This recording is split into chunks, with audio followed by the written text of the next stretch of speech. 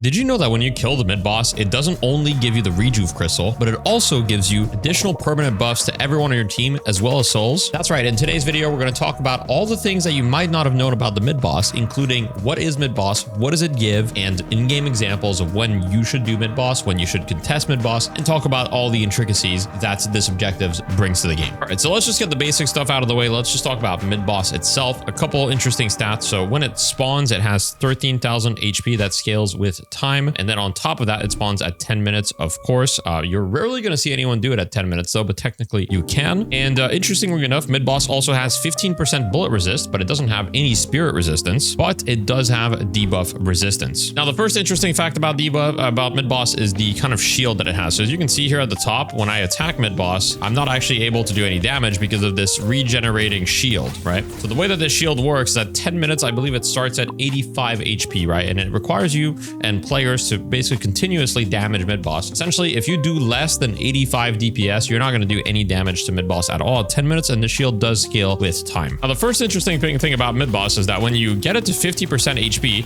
it's going to let out a scream, which sounds like this. The scream can be heard globally by everyone on the map, and it basically alerts people. Now, however, it will not scream again. So for example, I've gotten this mid-boss to scream. Let's say I leave and I do it again in 30 seconds. It will not scream again. It only screams once. Mid-boss does, however, have some health regen, as you might not be able to see, but the bar at the top is moving very, very slightly. So it has 15 health regen per second. So if you leave mid-boss and you don't come back, it will regen eventually. When you kill mid-boss, the rejuvenator drops. Now the rejuvenator drop period is 7 seconds from the time it spawns all the way to the time at the bottom. Now, an interesting thing about the rejuvenator is that the first bunch only heals you, right? So if I'm half HP or even a third and I do the first bunch, it will heal me to full HP. Now, subsequent punches do not heal you, right? So the second and the third doesn't heal you. Now, the last mid-boss fact that I want to tell you guys is that it gives 3,000 souls split across your entire team when you kill it. And on top of that, it gives 2 permanent buffs to everyone on your team. So you get a total of 12 permanent buffs, which is actually more than the urn. So for those of you that remember from the urn video, the urn gives you 4 permanent buffs to the person that delivers it and 1 permanent buff to everybody else, totaling for a total of 9 permanent buffs versus 12 for mid-boss. Just as a reminder, a sinners is 4 permanent buffs, right? So the mid-boss gives you the equivalent of 3 sinners when it comes to permanent buffs and more souls than that. The rejuvenator buff itself has a little, well, it has 2 timers. It has a timer at the top that you can see right there telling you how much there's left, but it also has a timer bottom left that you can see as a buff where it says instant revive. Now, one thing that you might not realize is that there's a little golden bar right underneath my net worth here, which is very normal, by the way. Don't pay attention to how much money I have. This indicates that I have rejuvenator. If I were to die, this would go away. You can see I've just used rejuvenator. We can see the crime scene, and I do not have that golden bar anymore. So that's the best way that you can tell, you know, who on your team still has the rejuvenator or not, or who on the enemy team still has rejuvenator or not. Just to clarify, the rejuvenator buff is used on the first 3 people to use it. It doesn't discriminate, you know, on net worth or anything. There's no other criteria other than the first 3 people that die once you got the rejuvenator buff. And I say 3 because, but technically you could have 2 or even 1, right? Depending on how many punches you secure. Now that we know all the facts about mid-boss, let's look at some in-game examples for 3 situations that I want to establish, right? Situation 1 I want to establish is when you should do mid-boss, so do it yourself. Situation 2 is when you should contest mid-boss, and situation 3 is when perhaps it's a little bit blurry or maybe not such a good idea. All right, so let's talk about scenario 1, which is when to do mid-boss. So right now, this is the POV from one of the games I played earlier today, and in this situation, it's right around the 26-minute mark, and I will say that this is a realistic expectation for a lot of your games now. I hear you guys in the comments, you're going to be like, my team never goes mid-boss, and that might be true, but maybe if you see teammates or friends that don't go mid-boss, send them this video. Anyway, the main thing about mid-boss, right, is you want to feel confident that you're going to win the fight even if they contest you. So for example, in a situation like this, we got 2 kills and we feel pretty confident about our ability to mid-boss, right? Especially considering since we have Viper, we have Celeste, we have Holiday, we don't have Kelvin Dome, so we don't have a lot of ultimates, and they do have Sinclair, so there's like a non-zero chance that, you know, they contest us. But we also saw Sinclair against the Infernus, and, you know, we just had a 2-man advantage and we were just decided, hey, let's go do mid-boss. Now, the thing I want to mention about this is mid-boss should almost always be done before the last walker, okay? So if you're the type of people that you win a fight at 20 minutes and you go for the last walker, instead of going for the last walker, go for mid-boss, right? If you got all 3 walkers before getting mid-boss, most of the time you did something wrong. Okay, so that's the first thing I want to get across. Now, the second thing is when you do mid-boss, try to minimize the, you know, amount of risk that you take by seeing if they have any big ultimates, right? And try to identify who you need to worry about for mid-boss. So I'm going to pause here just to talk about these rosters, for example, right? And if you guys have any other examples and you want answers to them, well, you can join the academy, link in the description below, and you can ask your questions there. But regardless, thinking about their team, right? Who's actually scary in mid-boss? So the main heroes that I'm most worried about about are Victor, Sinclair, and Ivy. And let me explain why. Basically, in the mid pit, you're mostly worried about, you know, AoE abilities that can either stun you so that you can't hit the crystal, or like, you know, do something similar. It's mostly like AoE stuns are the biggest thing that you're worried about. You're also worried about things like Dome, which is technically not an AoE stun, but it does freeze the crystal, so it's kind of like that. Now, Victor has an AoE stun in the form of his ult, but he also just does a ton of damage and can afford to just sit there on the crystal, and if you kill him, he's going to revive and stun everyone, and then he can steal a bunch of rejuves. So that's definitely not good. So I'm concerned about him. Now, Sinclair has Bunny, and on top of that can steal any of the ultimates we have on our team. So he can steal Dome, and he can steal Infernus ult, he can steal Celeste ult, and so Sinclair generally tends to be quite a problematic hero in the mid pits. And lastly, Ivy has Stone Form, right? And Stone Form right now, she doesn't even have duration. It's a 1.75 second stun. With duration, it's even longer, right? And that can allow her to secure 1, if not 2 rejuves, especially with her team, while everybody else is stunned. So these are the 3 biggest problems. Now, some would also argue Lash can be problematic with the Death Slam, but you know, as long as you have a way to cancel it, or we have Dome in this instance, and we also have Viper ult. So as long as he doesn't have Unstoppable, I'm not too concerned about that. What that means is that essentially these are the biggest people that I'm looking at when we kill anyone. So if we got 1 or 2 kills, but the kills that we got are, I don't know, Mina and Shiv, I might not feel great about going mid boss because I know that all of their most threatening mid boss heroes are still up. However, if we got 2 kills and those 2 kills are Sinclair and Ivy, I would feel a lot better about going mid boss, right? So it's important that you keep this in mind. I would say starting at the 15-minute mark, you always want to keep in mind, like, okay, who is really problematic if we go mid boss? Like, who do we need to deal with? Scenario 2, when should you contest mid boss? So the first thing that I want to talk about in this situation is talk about why you should contest mid boss in a lot of situations. So when it's a game that's close like this, so as you can see at the top, their team has 136,000 souls. We have 127,000 souls, right? And contesting mid boss in a situation like this is good because at the end of the day, it's much better to take the risk now than it is to let them have 3 rejuves completely uncontested, especially since Ivy is very hurt and, you know, not there. Actually, right now, Sinclair is killing her. But regardless, you know, if anybody on their team is hurt, that's a great time to contest. And I would say that you should always try to contest mid boss if you're in position, right? The only times that I wouldn't contest mid boss is if you're completely out of position or completely outnumbered. So let's say you've only got 1 or 2 people that are going to be able to be there and their entire team is there and they're all healthy, then contesting mid boss is most likely going to lead to just useless deaths, right? But a situation like this, I'm going to let this play it out a little bit so you guys can see. In this situation, right, we're not really thinking that we can win this or that we can stop them from doing mid boss. In fact, Mirage is here alone right now. But what we're thinking is, even if we just get 1 rejuve and we delay them a little bit, so Mirage actually manages to get like a hero rejuve here, and then he just like Echo Shard tornadoes and lives forever. And he actually buys a ton of time. I didn't even realize that was happening. But the amount of time that he bought allows us to all come here, get here just in time to contest rejuve. And then all of a sudden, we've used up their rejuves. And even if they had killed us, right? So let's say in this situation, I'm going to pause here. Let's say that the fight did not go in our favor, which it did in this situation, right? I would much prefer that we're dead for like 40 seconds rather than they get 3 rejuves. Because what you have to understand is that especially early, right? The earlier it is, the better it is to contest rejuve because your respawns are significantly shorter. So you need to think about rejuve as rejuvenator essentially gives the enemy team map pressure, or whichever team has it. It gives them map pressure for 4 minutes. So once you grab the rejuvenator, you have control of the map for 4 minutes or until you lose the rejuvenator, because any fight that you take will be insanely advantageous because you get more lives. Therefore, the earlier it is, the more worth it is contesting, because I'd much rather, you know, I don't want to give the enemy team 4 minutes of map control at like 22 minutes, especially when my deaths are only, 40-second timer, right? So the value of rejuve itself, as far as the amount of map control you get, like the duration of the map control, does not change through the game. So whether I get the rejuve at 30 minutes or I get the rejuve at 15 minutes, right? I'm going to get 4 minutes of map control unless I'm losing my rejuve charges before it's over. So based on that criteria, I would say the earlier it is, the more worth it is trying to scrap for it. If it's 35 minutes, right, and you try to contest for it and you die, chances are you will simply lose the game, because your respawn timers will be like 90 seconds. They'll have enough time to end. And so that's more the type of criteria in which I wouldn't contest mid-boss. My final advice for contesting mid-boss would simply be the following. 1, always try to contest mid-boss if you can, especially if you have a chance of, stealing 1, unless you're super late in the game. So once you start getting 30 minutes plus into the game, start being a lot more cautious about how you contest mid-boss. But if mid-boss is happening between 15 and 25 minutes, you can be quite liberal about contesting mid-boss. 2, it would be, if you can't get a rejuve, try to get a kill, right? So if you, for example, you notice, hey, they have Dynamo, we won't be able to actually steal any crystals. If we go in there, we're all going to get black holed. Don't play for that. play for the kills, right? So just play to, you know, try to do something and try to at least get one rejuve out of them, out of their hands, right? And then my final piece of advice is that if you truly cannot contest it because your team is not in position, then always think about counterplay, right? Can you get a walker because they're doing rejuve? Because they're doing mid boss? Can you get an urn? Is there anything on the map that you can get as counterplay that might be able to justify it? Now, for the third type of scenario, here is an example of what not to do, right? When not to do mid boss. So here in this situation, this is also from one of the games that I played today. And here the enemy team is desperate. They're down 15k and they try a desperation play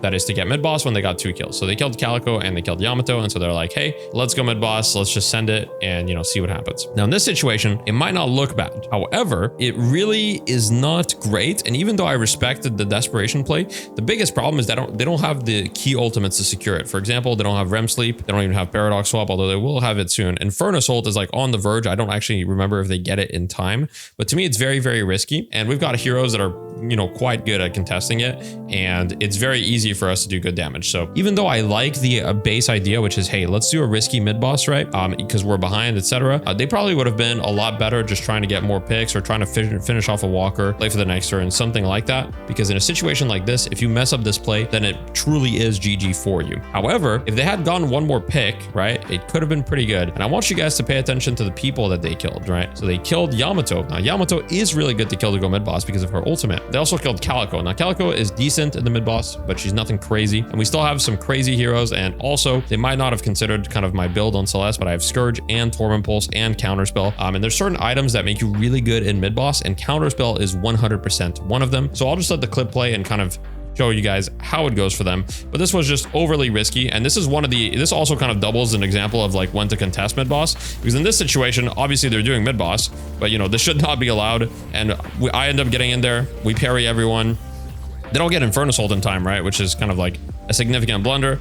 And then pretty much all of them just die and they've lost the game now, right? Despite their desperation play. So that's an example of when not to do mid boss. So don't do mid boss if you don't feel good about securing. And this is what we would call kind of a burger flip mid boss is determination, meaning like they weren't really sure that it was going to work out for them. They decided to go for it anyway because it's risky. There's advantages and disadvantages to this type of play. The biggest advantage is that at the end of the day, you're trying to make a play that will hopefully win you the game. If it works out for them, you know, it would have potentially won them the game or gotten them back into the game at the very least and given them a fighting chance. But unfortunately, since they lost, as you can see, right, losing mid boss, and then they just lose all the momentum on the map. And then they were down something like 15,000 souls. Now they're down 25,000 souls. I guess the one consolation prize is that they got the permanent buffs from mid boss and we did not. Now that I've showed a couple in-game examples, I want to go to the whiteboard and take you guys into what are the main things that, you know, I look for in every scenario, just so you guys can have like a solid base to go on. And I'm going to make this whiteboard available to you guys in the comments, so keep that in mind. All right, so let's start with when to do mid boss. What should you do? So generally you want to do mid boss kind of past 15 minutes. Now there are situations where you're going to see me and pro teams or whatever do mid boss earlier than 15 minutes. Now these are pretty rare. I want to clarify there. So in your games, most of the time it's going to be past 15 minutes. Generally speaking, you're going to want a minimum of 2 kills, right? Sometimes 1 kill is enough. And sometimes the kills can be substituted by a big enough soul lead or a comp diff. So let's say you have, I don't know, you have Dynamo, you have Kelvin, you have a bunch of really like just dominant heroes in the pit, and their heroes are like Haze with, you know, the old build is now gone, so now Haze is pretty mid in the pit. So their heroes are like something like Haze. They've got like maybe like a Wraith, and they've got other heroes that might not be so good or might not have scaled, so you can just force the fight in the mid boss. So just keep in mind, it's not always, you know, black and white, but these are general things you should be thinking about. You should pretty much always do it before the last walker. Now of course there's exceptions to this, like anything in deadlock, but most of the time you're going to get it before the last walker. And it can even be done before the first walker sometimes, but pretty rarely. I would say in most games you'll have 1 walker before you consider doing mid boss, just because that's the natural flow of the game. Speaking of walkers, mid boss is worth trading any amount of walkers for, okay? I see a lot of people being like, oh man, we can't do mid boss because our side waves are bad, okay? Don't care about your side waves when you're doing mid boss. It doesn't matter. The only wave that matters is the mid wave, okay? So get mid wave cryo, okay? Which means pushing the wave forward. This is quite important. But the side lanes don't really matter that much. Even if I lose 2 walkers and I get mid boss, I'm usually fine with it because I know that I'm going to get more than 2 walkers of value, right? 2 walkers is only 8,000 souls. So all I need to do with Midboss is get more than an 8,000 soul advantage with that Midboss, and all of a sudden it's an even trade. On top of that, Midboss gives you permanent buffs, which walkers don't, right? The only thing walkers give is flex slots, which are valuable, don't get me wrong, but if people really want walkers, a lot of the time they'll be able to get them. Now, of course, I understand calling for Midboss and having your team do it are completely different things. Like I said, hopefully this video helps shed some light on it and then people do it more. The last point I want to add here is just Midboss. Think of Midboss as a way to force an advantage, right? You have an advantage, you don't know what to do, you get a kill, okay, but you can't go to their walker because their walker is just hard to siege and it's too far or whatever. You can always do Midboss. It's a bit of a, double-edged sword. A lot of the time, even though your team might be reluctant to do it, the enemy team might also not be prepared to do it. So if you surprise them with it at 15 or 17 minutes or something like that, then it's great. Now let's solidify when to contest it, right? So a lot of the time you're going to want to contest it before 25 to 30 minutes always, right? And if it's later, only contest if the game is hopeless, meaning you have no chances of winning unless you like steal their rejuvenators, or if there's a decent chance of winning the contest, right? So if it's 35 minutes and you're trying to contest 1v6, the only time that I would do something like that is if the game is hopeless and I'm like, if they get all 3 rejuves, we're not going to win anyway, then it's fine to try to contest. Obviously there's situations where if all their waves are bad, your death might not be the end of the world, but the main reason for this is death timers, right? The later you go, the longer your death timers are, and you really want to avoid that. Now, having good poke and AoE abilities obviously helps a lot with contest. So the more of that you have, the more you should want to contest. You want to be not wildly outnumbered, right? So you don't want to be one or two people versus 6. You want to be something like, so let me clarify that. You don't want to be, so not 1v2, one or two versus 6. You want to be ideally, 3 or 4 people versus 6 is fine. It's manageable, right? And one thing I want to talk about is the goals, right? So depending on how many people you have and how likely you are to actually achieve your goal might change. So the 3 primary goals when you're contesting Midboss are going to be to either stall them, kill them, or steal a rejuve. Now, stalling sometimes at lower ranks just doesn't work because people might not even pay attention to you and they might just let you shoot them. At higher ranks, if you start contesting Midboss, especially from the stairs, people might run at you and they might try to get you off of it because you're doing a lot of damage to them, right? So stalling is usually best when you are wildly outnumbered. So let's say you've got 2 people or 3 people versus 6, and you can't win the fight. You probably can't kill. Well, if you can poke them, force them to chase you up the stairs and then just kite a little bit and then go back and just be annoying and essentially play close enough that you're bothering them and poking them, but not so close that they can easily kill you and run you down. And that's going to be the best when you don't have a lot of numbers, right? Killing them is best when you're in something like a 4 versus 6, and you have enough damage to try to kill one of them, especially before they finish Midboss. Now, if you're contesting Midboss, you should usually contest during the time that they're doing it, ideally, right? So ideally, contest while they're doing Midboss, or you want to start the contest. Now, contesting after they've done it is also fine. As you can see on my example on Celeste, I didn't contest until they were done doing it. In that situation, we were pretty wildly outnumbered. We were 3 versus 6, so it was kind of a high risk. But, you want to start kind of poking while they're doing it usually so that you can get them low. Now, your goal is to kill when you have more people, and steal a rejuve is if you feel like you have a decent chance of doing it. Like, for example, you think you have an AoE stun or some sort of gimmick, or you have counterspell, or you have warp stone, and you have ways to just get in there and parry.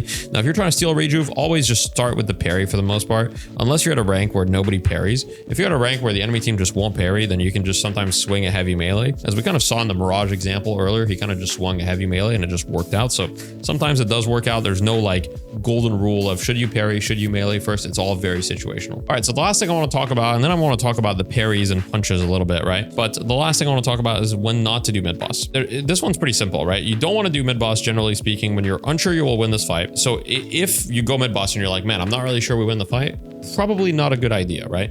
If at best you're like, it's a 50-50, it's a coin flip Midboss, that can be okay if you're in a dire situation. As we saw earlier, I was like, yeah, I kind of understand why they went for the Midboss. They're kind of hopeless. So, even if it's a risk, they're going to take it. But a lot of the time it just won't work out in your favor and you'll regret having done it, right? So if you're not sure you'll win the fight, you'll probably want to, err on the side of caution. If they have scary abilities or ultimates that can allow them to steal it easily. So for example, we talked about it, like Ivy Stone Form, right? Kelvin Dome, Victor Ultimate, Infernus Ultimate. I mean, basically anything like Sinclair, anything that is AoE and that has a stun tends to be pretty scary. So if they have a lot of those abilities and you don't have an answer, right? That's one thing that I should add, is that you don't have an answer. Basically, an answer in this situation would be an item or an ability that can allow you to counter it. For example, they have Lash Ult, no problem. You have Viper Bola, no problem. You have Bebop Hook to cancel it, or you've got, XYZ ability to counter it, or you have Counterspell, right? Oh, they have Sinclair Bunny? no problem. I have counterspell. I can stand on top of it, counterspell the money.